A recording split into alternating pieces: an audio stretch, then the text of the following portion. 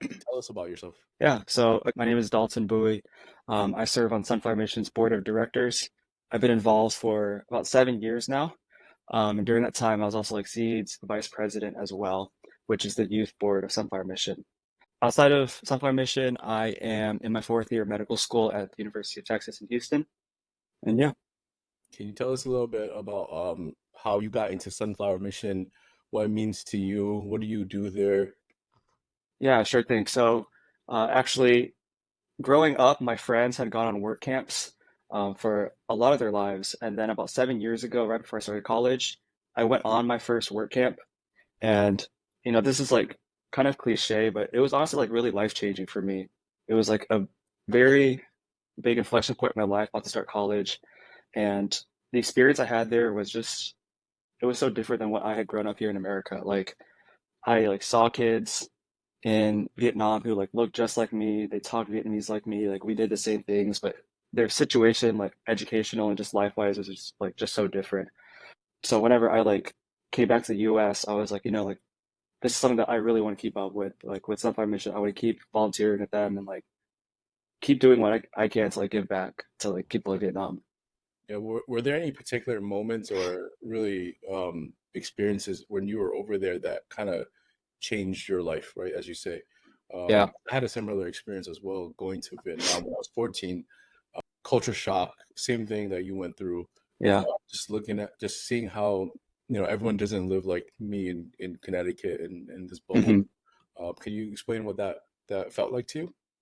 Yeah, sure things. So there's like a couple of experiences that really stick out to me. So one is like we had this medical clinic whenever I went in 2017, and like at the time I was kind of like, like I don't know if I want to do medicine and like be a doctor and all that. And then when I was in this clinic, I got to see like a lot of like American doctors like take care of these really elderly patients in the village who had like these crazy chronic conditions. And I was like, wow, this is honestly like so amazing. Like you used to get to see like medicine and like caring for patients and it's like raw form here. And that like really like gave me direction, I guess, in college. And like I feel like every single time in college, whenever I was like feeling down or frustrated, I would just think back to those moments of like in that clinic and like meeting the students, all the like elderly people in the village, and like this is like why I do it. This is why I keep doing what I want to do.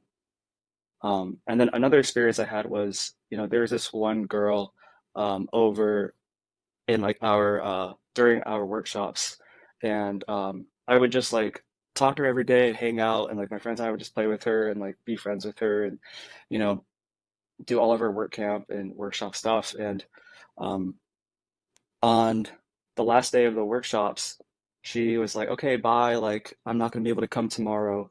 And I was like, "Oh, why is that?" And she was like, "Well, like, I can't come to school tomorrow because I need to take care of our cows and buffalo at home." And I was like, "Oh man, that's like that sucks. Like we like come out here so that we can help these kids like get out of that, and help them go to school." Um, and then I was like pretty sad. I wouldn't see her again. And then the next day, she comes back to the school, and I'm like, "Oh, what's going on?" And she was like, I didn't tell my parents, but I came here to like say bye to all of y'all. I brought like this letter for you." And she wrote me this really long letter about how she wanted to thank all of us for playing with her and like giving us her time. And that really like stuck with me. It's that like the value of time that we give people, and how it might just be like we're just playing with someone, but to them it means the world. Like it's just more than just the school and the things that we give. It's our time and it's the care that we give to these students. So actually, when I came back to America, like my friends and I, we like wrote her a letter back, and we made sure that it was hand delivered to her. But yeah, that's something that I think about a lot, and just Touches that you to still this touches day. me to this day. It's beautiful. Yeah. Speaking about work camp, can you explain what it is a little bit? Because we are going in like a couple weeks. Yeah, So you're in for a good time. It's a group of about 50 people, American and also some of our scholarship recipients and our leaders in Vietnam, and traveled to a remote village where we have most of the construction for the school almost done. So basically, the team comes over and you help with the finishing touches, basically like the really creative stuff with like the art, the painting, building the playground, finishing up the restrooms, and then afterwards you put on a workshop for like all the kids in the village.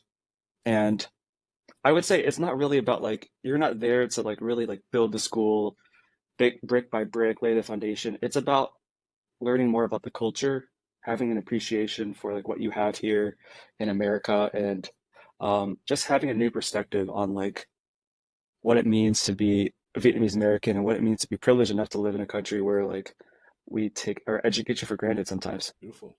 Talk to me about seeds a little bit. I mean, seeds, from what I know, is the future of Sunflower Mission, and you were on the president, you said, of I the was the vice president, yeah, vice president of of Caesar, yeah. seeds. It's a very future kind of next generation.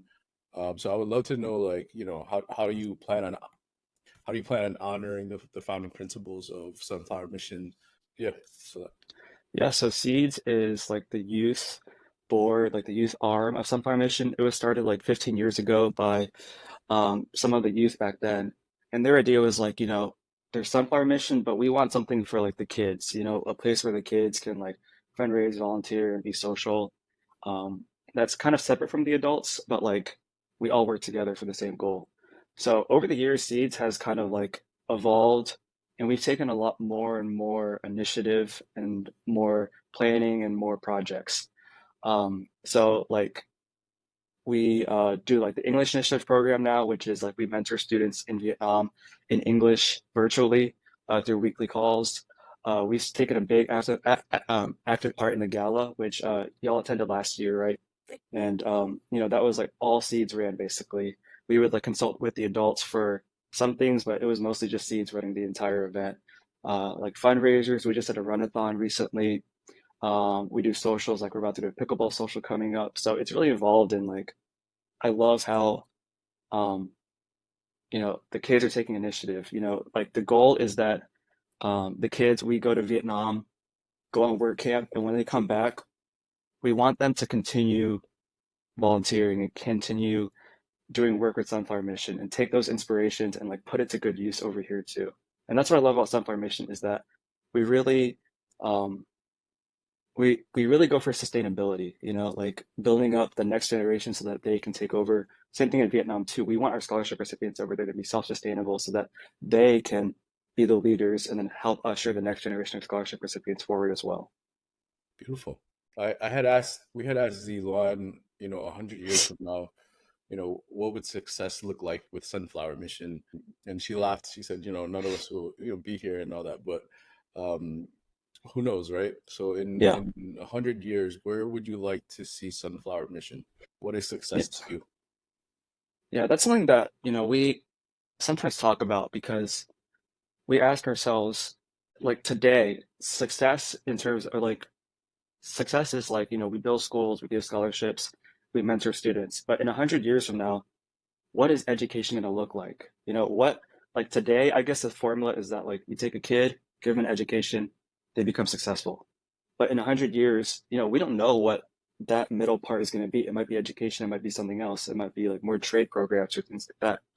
But I think to me, it would be, we help a generation of students have the tools, maybe not just education, like, but also like the soft skills, the compassion, the intangibles to not only like help Vietnam, but go out into the whole world and make a difference, whether it's STEM, business, leadership, whatever.